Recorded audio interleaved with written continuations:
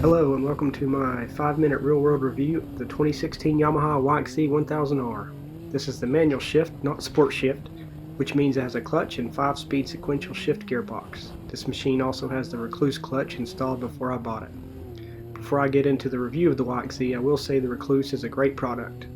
I won't go into too much detail on the Rekluse since there are tons of videos covering that already, but the Rekluse basically slips the clutch for you in first gear, so you actually don't need the clutch to start out. It makes it impossible to stall and is a must for lower speed driving like what you face with really technical terrain, what you see right now, and you'll still get to enjoy the rush of shifting gears after you get through the rough stuff. Yamaha advertises this as the only pure sport side-by-side since it's the only vehicle with a true clutch. The only other side-by-side I've driven was a Polaris RZR 900 XP that was rented in Moab, Utah. I was very impressed with the RZR's rock crawling ability, and we took it on Hell's Revenge, Fins and Things, and Porcupine Rim all in one day easily. But for more spirited driving, I would definitely prefer the YXZ. I feel like the YXZ is really misunderstood and significantly underrated. Whenever I've gone to any off-road park, people always ask lots of questions and seem to think because of the clutch it can't be ridden or driven in technical terrain, which as you can see is not a problem.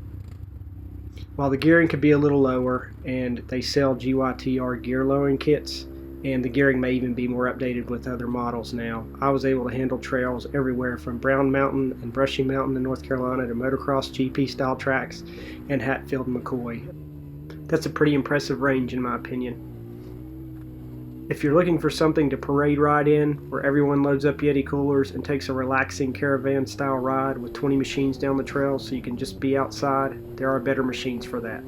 If you want something that is very involving to operate, requires you to shift gears, and is much more like driving a rally car mixed with a trophy truck with a clutch, this is the vehicle for you. And this is the experience I was looking for. You sit down in the YXZ and it feels much more like a sport-oriented car than a UTV. You sit low with gauges in line like a traditional vehicle, with a shifter mounted on the middle console. I found everything to be in the right place and very comfortable yet supportive and sporty feeling. I'd compare the interior experience of the YXZ more like being in a purpose-built sports car like a Corvette versus sitting up high in a machine like a recreational RZR or even a Jeep Wrangler. The YXZ is a blast to rev out with a 10,000 RPM redline and adjustable shift light. It has a 3-cylinder snowmobile motor, but sounds like a sport bike. While it loves to rev and has decent power down low, it has a fairly broad torque curve and a top speed in the mid-80s. Although my record was in the mid-70s. That's fast enough for me in a 64-inch wide open vehicle. If you want to bounce off the red line, you better make sure you have enough room on the trails. It builds speed very quickly for a naturally aspirated 1000cc motor and is a blast and very easy to drift when revving out. You can also shift very easily and quickly with the sequential gearbox and just move the shifter up or back with a finger or two to shift down or up.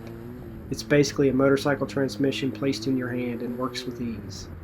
The steering is direct and provides nice feel but isn't heavy and smooths out any bumps or rocks, so you don't feel like you have to fight the wheel in rocky terrain.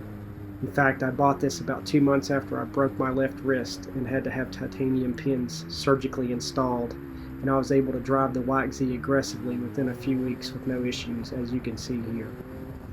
The Fox suspension works great and is much like a trophy truck or desert racer. The faster you drive, the smoother the terrain feels.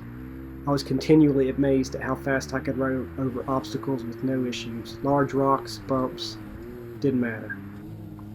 The YXZ has electronic shift-on-the-fly 4-wheel drive, which is a great plus, and has a locking differential, so I was never stuck. You do have to be at a complete stop to come in and out of diff lock. The shocks have standard compression, rebound, and preload settings. I probably could have tweaked mine more since it did tend to donkey kick some over short abrupt jumps, but it cornered flat and did great. I never bottomed the suspension out or had any issues. I also learned not to be on the gas accelerating at the top of a jump, and it made the car track much straighter. It wasn't the most fun on tight trails with a broad turning radius and being 64 inches wide. Also, like anything with plastic, it scratches easily with tight trees and briars. I preferred trails that were at least wide enough for a Jeep. On those trails where a Jeep might go 2 to 5 miles an hour, I could blaze through 20 to 30 miles an hour easily. It also seemed to get very respectable gas mileage, and I could probably ride 6 to 8 hours between fill-ups. One other downside is cleaning. I assume this is with any side-by-side with so many nooks and crannies. On one particularly muddy ride afterwards, it took me over 2 hours just to get it cleaned up, and that's not trying to keep it at showroom quality. So if you want a rock crawling mudding parade machine, pass on this. But if you want something that's a blast to drive, that gives you a trophy truck rally car or sports car experience, please take one for a spin and see what you think. I felt like it was a blast. Thanks for watching this video and happy riding.